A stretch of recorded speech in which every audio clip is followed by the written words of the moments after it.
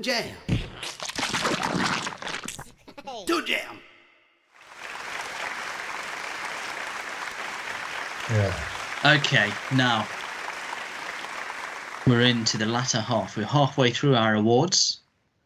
So hope you've enjoyed this. Hope you've enjoyed this so far. So far, yeah.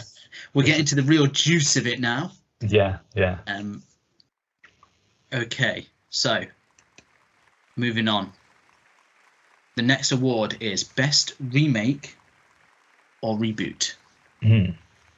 So the nominees are Spider-Man. What is it? The new Spider-Man. I think it's the new animated series. Spider-Man, the new animated series. So this is the MTV CG one. Rugrats. Yeah. 2021. And He-Man and the Masters of the Universe. 2021. Yeah. All CG. Interesting. Yeah, actually. Yeah, I didn't even think of that. Yeah. So, okay. The oldest is first, Spider-Man. So this was released around the time that the movies came out. Yeah. But it had a really interesting feel to it, didn't it? Yeah, it was very different. Like Spider-Man he's a lot cooler, isn't he, Peter Parker, in this? Yeah. And it feels a lot more like you're just kind of hanging out with him and his pals at college more than, in the Spider-Man animated series, you just kind of like fretting over today's task, and then like a villain pops up and you're like, oh, I guess that's it now. Whereas this was like had a much different vibe, I'd say, overall. Yeah, it really sort of reimagined the whole thing in a more modern way at the time. And I mean, it's probably dated a bit now, but the CG at the time, I just remember it looking really cool. Yeah. It wasn't just bog standard, was it? No. It definitely taken leaps CG wise, I think. Yeah. So that was an interesting one. Rugrats. This is essentially a reboot that's done in every way you would want a reboot to be done. Yeah. It doesn't stray from the the source material, really, does it? No, it's like they've taken the exact same thing, same voices, even same designs. It is CG. That's the only real visual difference from it. Yeah. But it puts it in the modern world, doesn't it? Like it brings it from the 90s to the teenies / 20s. Yeah. I think this one was the fact that they did the CG was I think obviously people were kind of worried about that, but they made efforts to make sure that it looked very much like the original one as well, didn't it? It's got a really unique kind of style about it, and I think especially when we did go back and watch the original Rugrats, there are things that need updating, so it made sense for them to make that leap and bring it into the modern day, because things really have changed since the 90s. So it was a good effort, and I think the characters and everything felt the same, didn't they? Like it felt genuine. So and that's it. It gave you just enough to qualify it as a reboot. Yeah. Whilst also giving you plenty of what you loved about it. And the art style is such a big thing in Rugrats that it has to stay the same in a way. Yeah. But it didn't look cheap or anything. It looked really nice, and it just was really well done, I thought. Yeah. And then we've got the new He-Man, which is sort of completely different in that it's an entirely new sort of way of doing He-Man. Yeah. This is like the Fortnite version of He-Man. Yeah, it was actually. So the animation is completely different. The art style is completely different. Even the story is completely different. But it's made completely for, today's younger audience. Yeah, a much different one. In a time when obviously there's quite a few He-Man remakes as we've tackled over the years, but this one being the one that definitely stands out the most, of like, wow, they really wanted to change things up on this. But I remember it looking really nice, and feeling really fresh, like you knew it was He-Man, but at the same time it was like like it felt like a new start in a way, which is I guess that's what they want, really, isn't it? Yeah, that's it. They kept a lot of original elements that you'd remember whilst spinning everything around, and I think it's kind of one of those shows that it was weird anyway. Yeah. So like when they change it all, it's kind of like, yeah, okay, like it's a cool new version. That's what I'm after. Yeah, I mean, we've definitely got our own particular issues with He-Man, maybe particular characters that we could do without. So for them to go in and be like, let's move things around, I don't think that was necessarily a bad thing, personally. No. Okay, well, let's do it. Like, what are we thinking here? I'm sort of gravitating towards Rugrats, I think. Yeah. Now we've been saying it. I think that this is really like, I think a textbook example of like how you want to do a new version of an old show. Like it's holding on to as much as it possibly can from the original. From the look to the cast to the characters and stuff. Like everything stays the same. It feels like a continuation of the show, without interruption. And it's like, if you want more of the same, like this I think is a perfect example of like how that can be done. And it's also picking a show that has a timeless concept. Yeah. And then bringing it, those new modern aspects of it to it. Yeah. Which is part of the reboot. Like, there's things that just don't sit well in today's society. So when you reboot it, you have to change so much. Yeah. This is babies. Yeah. There's always babies. There's always babies. Yeah. So yeah, okay. So the best remake / reboot goes to Rugrats. Oh. Okay, so now let's we're in the real meat of it now. Yeah. This is it. We've got thumbs up, thumbs down, shaky middle awards. So we're going to go from down to up. I hope you're ready for this. So we're going to start with, oh boy, the worst show. Oh.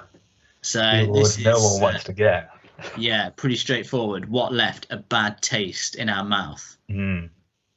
So, the worst show, the nominees are Hell of a Boss, Ooh. Blade Runner, Black Lotus, and Wildcats. Okay, so let's go through them. Hell of a Boss. Yeah, this one's tough because it's like I feel like I'm getting PTSD from having seen these shows. Hell of a Boss. Nobody was likable in this show, from what I remember. And you know what? It's a difficult one because obviously it's got a bit of a cult following to it. So there's going to be a lot of people out there that do really love this show. Yeah, but we really hated it. We really did not get on with this at all. Yeah, the story, like the way it was delivered, everyone was just, it really rubbed you the wrong way. Like it was overly like aggressive almost for no reason. It was like a tick box for everything we call out a show for. Yeah. And it was like the humor was pretty vile. Yeah. Like I remember that being like, well, I know that's some people's humor, but it's just a bit grim in it. And then the characters were just you couldn't leave with a favorite.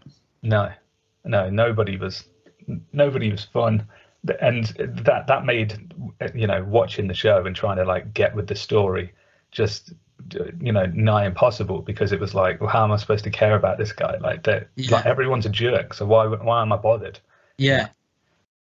And it's like and visually, I mean, it was like production values felt high for a YouTube show. Yeah. But at the same time, it looked a bit dated to me. Yeah. Like if it was made in the noughties, it would have been fresh, but it was very emo, wasn't it? Yeah, it had a real aesthetic, and also like a look that was like, I don't know, it's almost it did look like cheaper than it should have been. Yeah. Like it moved slick, but it looked bad at the same time. Yeah. Don't know. Yeah, it was like a really beat down car that had like NOS on it or something. Like and just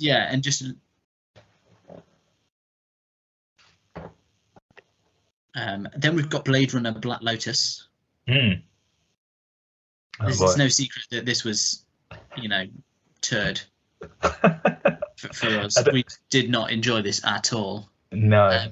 You've got a concept there that has an existing audience and has like everything about it is familiar, and you know what you're going into. Yeah. And it just didn't match to that, whilst also being the most beige, overused storyline going.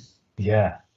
Not really playing into much of the Blade Runner world. No. And then ending on, like, we didn't watch the first episode, but it ended on a really bizarre reveal cliffhanger where we didn't know what was going on at all. Yeah. Like, who was this guy that we're supposed to be so excited about? It was so disappointing as well, because I mean, yeah, if you're a fan of Blade Runner, like, this is something you've probably been wanting to see for a really long time. It's like, have it get a series that looks like it could deliver on that front and be in that world. And like, they made it so for saying like Blade Runner is like in this vibrant city, like there's all sorts going on. We spent so much time like just like in like a shop, like with two people with their faces barely moving, like just having a really stagnant robotic conversation with each other. And then you're watching a load of sword fighting. Yeah, in the dark as well. Yeah, it's just not at all what you wanted to get from this show. No, like I don't know how it ever really like came about. Almost, it's one of those where it's like, how was that the end result? Like, really, it's it's not something I could ever recommend. No. And then Wildcats. Now this was just classic 90s garbage. Yeah. Which we've watched a lot of as well. We have, over the years. But yeah, it just has, even, I mean, these are based on comic book characters. But to be honest, I felt they were all tasteless, forgettable characters with a tasteless, forgettable story. I don't even remember the episode. No, I just remember really disliking it. Yeah, I just remember like beefy looking guys. Some guy that can instantly do karate to a door or something. Something about his like top pocket on his t-shirt. It's like just the most insignificant like details, because it was like the rest of it wasn't worth paying attention to. and that was the trouble. As I remember, I didn't pay attention to it. I really tried. No, I wandered. It was it's so lame. It was just nothing fun about it. But it did have a really good theme tune. Yeah, it does have a good theme tune, and I think that almost sets it up to 4 really, because it never gets better than how much effort that singer puts into that final bit of Wildcat. Okay, so we've got to pick the ultimate thumbs down. I'm going to be honest. My pick right now is Hell of a Boss. And I'll tell you why. It is just because thinking about it it makes my skin crawl. I know what you mean, actually. Yeah. It leaves it like that. This one is the one that leaves a bad taste, and I think it just the humor. Some of the humor was just a bit like. There's a reason it's on YouTube and not anywhere else, because nowhere else will pick it up. Yeah, I know what you mean. It's got a feel to it now. After I've seen it, that I'm like, ugh, like I feel a bit dirty when I think about it. Like, it's just like, don't really want to have to go near that again. Just trying to avoid it. And the other two is like Wildcats are just lame, and I'd rather I can just avoid that. And Blade Runner was very disappointing for the franchise, but Hell of a Boss feels like something that can almost get out of control now. It's like it's so bad, but like, why is it growing? So I can agree on that. I think Hell of a Boss, So yeah, there we go. Worst show. Ooh, Hell of a boss. they're not gonna like that. 1 in 100. Sorry, guys. Okay, moving on. Shaky Middle, the Shaky Middle Award. Okay, so the nominees are Ewoks, Star Wars Ewoks,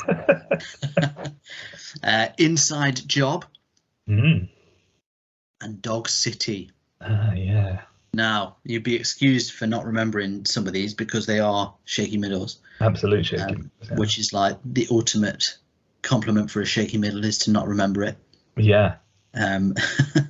So let's start. Ewoks. Now, I'll tell you why we picked Ewoks. Because you might be like, why was this not in Worst Show? Yeah. Or in Best Show. Let me tell you, because I gave Ewoks a thumbs up, whereas Jay gave it a thumbs down, which I can't, it's the only time that's happened in 100 episodes. I think it might have happened on Patreon maybe at some point, but in 100 standard episodes, that's the only time that's happened, at least in the last 100. But yeah, so Star Wars Ewoks, an interesting show. Very, very interesting. Perhaps overrated on my behalf. Yeah, I mean that could be what happened there. But you know what? I remember the things I liked about it because it was kind of one of those things where if I was a kid, I would have loved it. Yeah. They did it, and I just remember being blown away by the fact that they sounded like what I thought Ewoks would sound like if they spoke English. But it's just fun japes in the jungle with the Ewoks. Yeah, what's they were not to love? Weren't they like dropping poo on each other or something? just like a weird story to start off with. I mean, it's a weird show for a start, wasn't it? Really? Yeah, it was strange. I think that was almost part of it. It was just almost like too out there for what it was.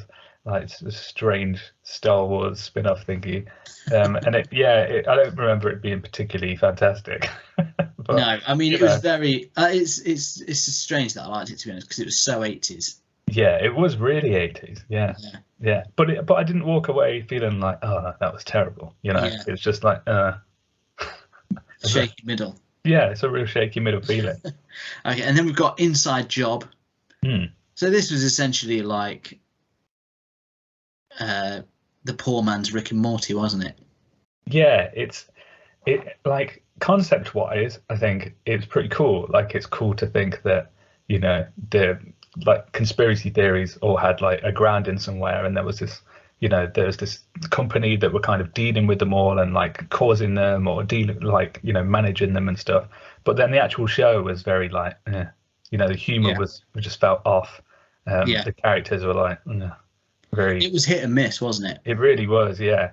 So like as much as I almost feel like this is one of those shaky middles where it's like I wanted to like it way more than I actually did like it. Yeah. And for me, it's kind of the other side. I really wasn't bothered. And it was a little bit better than I thought it would be. So, but again, I think it's another one of them bland like adult animation. You just see it and you just think like if I'd seen a bit of it and didn't know what it was, I would just assumed I watched a bit of Rick and Morty. Yeah, could have been. Because the art style is just the same. It does look very, very similar. And obviously the sci-fi side of it doesn't help the situation either. No. It's very just like sci-fi to the nth degree. So yeah, I ended up watching all of that at the end. I watched the whole series and it still felt very shaky middle. Even after that, like I still really trying to like it more, and it didn't work out for me. So. Didn't latch on. No. Well played though for sitting through it out. And then we've got Dog City.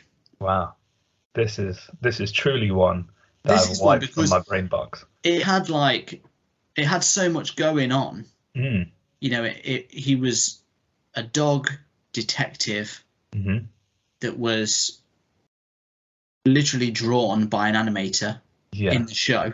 Like he has conversations with his artist. Whilst also there being puppet moments. Yeah. I mean, it's Jim Henson's Dog City, yet I'm struggling to remember anything else about the show and what happened in the episode at all. I know it's gone. Like I almost think like the bits that I do remember, I'm just fabricating out of other Jim Henson shows. You know, like it's so forgettable for what it was. For having all those different things. And I remember like being a kid as well. Like if you ever saw Puppets and stuff, like you almost instantly loved that show. You know, so for this to be like so bland, it's painful. Yeah. And it's just it's crazy that you can't remember it. Like and to we didn't watch it that long ago. No. So but it's still gone. This should be, everyone should know Dog City. It's a Jim Henson show. This should be one of those things. It has so much going on, yet so little that stays. Absolutely. Okay, so let's pick. To be honest, I think as far as shaky middle goes, Dog City. It's just so unmemorable. Yeah. It's the ultimate shaky middle, surely. Yeah, it's like a forgotten show, like this is, people are going to dig this up like 1,000 years from now and be like, was this a Jim Henson hit? Like, no one will know anything about it because and then they'll forget the news story about it the next day. Yeah, because it's just, it wipes itself from your memory. It's like a self-cleaning show. Yeah. It's just, but the thing is, like, when I think about it, I know there's parts that should have been really good. Yeah. But it wasn't. And so what, I think it's got to be the Shaky Middle Award. Yeah. Okay. Well played. Well played, Dog City. The Shaky Middle Award goes to Dog City. Okay, now, this is the big one. Oh, yeah.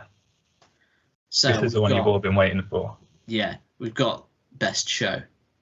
Best Thumbs Up, Best Show Award in the last 100 episodes. What is the best show we've watched? And the nominees are The Cuphead Show, Maya and the Three. Yes. And David the Gnome. Ooh. Oh. So this is an interesting one. Let's start with the Cuphead Show.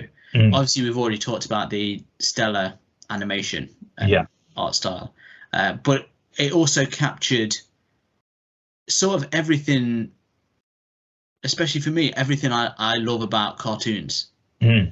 Yeah. And I think it really, like I mentioned it earlier, but the whole idea of what a classic cartoon was. Yeah. To me, that's what cartoons are. And this show has it all. It's got the ridiculous characters. The adventures are like, even though they're ridiculous, they feel well thought out as well. Which there comes a point where, stuff's so ludicrous that it still works, but you just like, that was clearly just a really stupid thing. Whereas, there's the whole episode with the vegetables. Stealing all the water from, Elder Kettle's tomato plant. And it's just things like that. They're just old school, and that I really did love this show. It really feels like they've gone to great lengths to make sure that this feels like a show from another era, and they're really holding on to all those elements that made them important, that made them memorable, and a lot of stuff that you don't get in shows anymore. Like the body movements and stuff, like the way characters like use those cartoon physics and stuff, and just the crazy situations, and like how things go from like 0 to 10 and then like back to normality again, and like it can feel kind of scary at times, but then also like by the end it's like, oh, everything's kind of okay again now, it really just it's so fun to watch, isn't it? Like you can sit down and watch an episode and like it does everything you want it to, all the way through, consistent. So and then we've got Maya and the Three, which, as we said before, we obviously gave it the award for the best art, and this is what a new show should be in many ways. But the story is also like really it's cinematic almost, isn't it? Yeah. It's such it's an epic tale, isn't it? Overall. Yeah. Like there's so many characters and elements in there, and the stakes are really high. And you've got all this history in there as well, like so much of it based on like traditions and stuff that you don't see enough of, like we don't get enough of that side of things. And this is really just like putting it all into a show that I think anyone would be impressed by to a degree, like whether you you want things to look nice, or you want to be engaged in a series. Like it's got everything that makes a good show. And it was really fun. It was really funny as well. Like it was, the humor was cool as well. So yeah, there's so many like memorable looking characters and stuff. And I just remember like it just being so dynamic on screen. Like it was such a treat to watch. It just felt groundbreaking in so many ways, didn't it? And like even down to just minor characters and things like that. Everything was real. Like everything felt real. And even though it was so cartoony as well, it was like we're getting to a point now where I feel like they're starting to figure out what to do with CG animation and things. So they have done for a while, but it kind of was like, now we've got CG, let's try and make everything looked the same, which is always the case for a bit. We talked about it in adult stuff, but like you've got like the Disney 3D and the Pixar 3D, and everything looked a bit like that. But now they're doing it in like really unique styles. And this is like such a great example of like what you can do with it. This is the stylized 3D that we're really going to sort of step into the future with, I think. And it helps for there's a lot of people that kind of you'll miss the 2D art and stuff, but this kind of brings it back in a way, doesn't it? Without doing so. This is something that we're going to look forward to. Like in the people are going to go back and be like, Maya and 3, like that's part of where it begun, sort of thing. And then we've got David the Gnome, which we compliment on a weekly basis. What more needs to be said about? We've already talked about the incredible, education that is David the Gnome. But it has like everything it has is sort of homely and delightful. And what a heartfelt show this is. And you're learning about animals, you're learning about gnomes, and just things like, and it's funny, and just like him, when he's in the bath. I forgot about that. You just go and he's in the bath for no real reason. You're just learning about David all the time, and he's such a nice. The characters are all so nice, aren't they? You really go on a journey with David in such a short space of time, and you feel like you are invited into their home, and you've sat down with him, in front of the fire, and you've had dinner with him. It's an experience almost, isn't it? And that is it, isn't it? It is actually. Like, we joke all the time, but it did feel like an experience. And I think we were so shocked. Like, we were expecting rubbish, weren't we? To be honest. And we were so shocked about not just that it wasn't rubbish, but how good it was. And how much you got from it. What an amazing show this is. In a way that I just couldn't have anticipated that. Like what type of show it was. Because I don't know another show that's like, it does all those things in the way that David the Gnome did it. So now we've got to pick. What is the best show? It's genuinely difficult because they're all really, really good. They are all really good shows. But only one of them is an experience. Only one of them is mentioned every single week. And you can't undo that love. No. I think it has to be David the Gnome. It really, it does. It's true. It has to be David the Gnome. Yeah. So the best show in the last 100 episodes, the best show award goes to David the Gnome. Finally, the prophecy is complete. The recognition it deserves. you were probably not expecting that listening. But that's a genuine result, and now it belongs in the Diamond Leagues, the top tiers. So now I like just to remind you that like the last best show was Ren and Stimpy. Oh, was it? Yeah. So what a pair! You couldn't have two more different cartoons, right? Could you? Very different. So there you go. Right. Well, there you go. That's all of them. And now we're just going to give you our staff picks. So obviously everything mentioned today, well, most things mentioned today are worthy of some sort of, praise or award. Particularly those best shows. All of them are fantastic. Yeah. But what's your like personal pick that you just want to give it a bit of recognition? Yeah, I mean, there's definitely a few shows that we've watched that it's like I went away and I finished watching them, because it was like I really liked what we experienced and I wanted a bit more. I wanted a taste of, to see whether they carried it on. And I think that there's definitely a few that particularly were in line with my own taste and stuff. Like we know that I don't always like certain things. Some of them are strange, like British voices, which you'd think I'd be fine with because I live in Britain. But no, no, that's a gripe for some reason. I don't know why. So it's nice sometimes when everything manages to like tick all your boxes for no reason whatsoever. And there's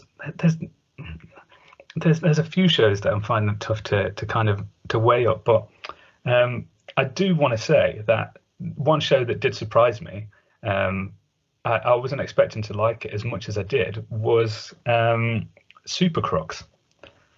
Oh yeah, Super Crooks was one that, especially after me being personally fatigued by superheroes in general, because from the films to being inundated with comics over the years and stuff. I thought, nah, that's not really anything. But Super Crooks, as one particular tweeter once said, it does have that funky feel, Yeah. And I almost wanted to give it a special mention on best theme song because the theme song for Super Crooks is pretty fantastic. Just the opening is just. We didn't see that, did we? No, we didn't. We didn't get to see it.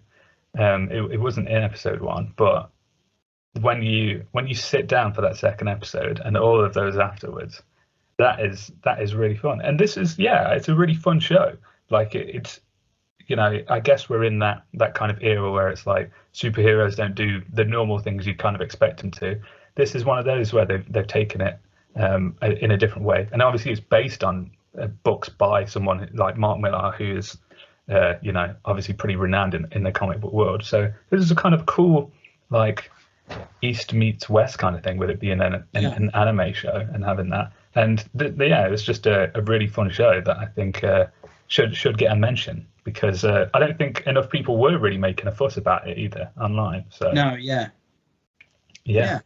Okay, yeah. Well, my special mention is tough to pick, isn't it? We've got, I mean, literally 100 shows. And do you know what? Like, it was quite hard to find ones that were like thumbs downs. Like we obviously did get some that we really didn't like, but overall, you look through me like actually, there's a lot of middly or lower middle or upper middle.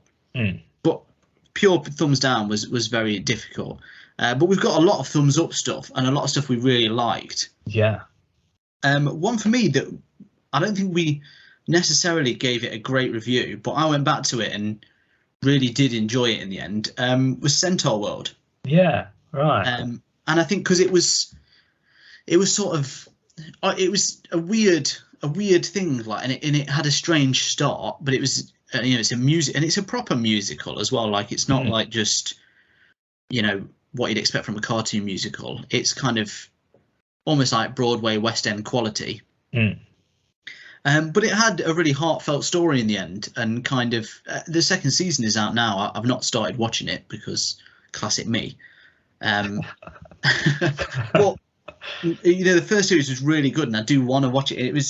It just took me by surprise. And I always think it's nice when you go back to them when you didn't necessarily give it a great start. Yeah. And then to be bowled over by it in the end. So yeah, I would say, give it a chance.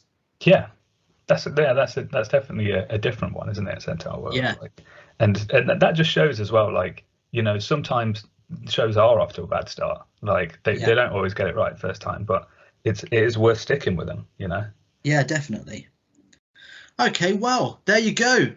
The Jammy Awards. Wow, 200 down. 200 down. Can you believe it? So get ready for another 100, baby.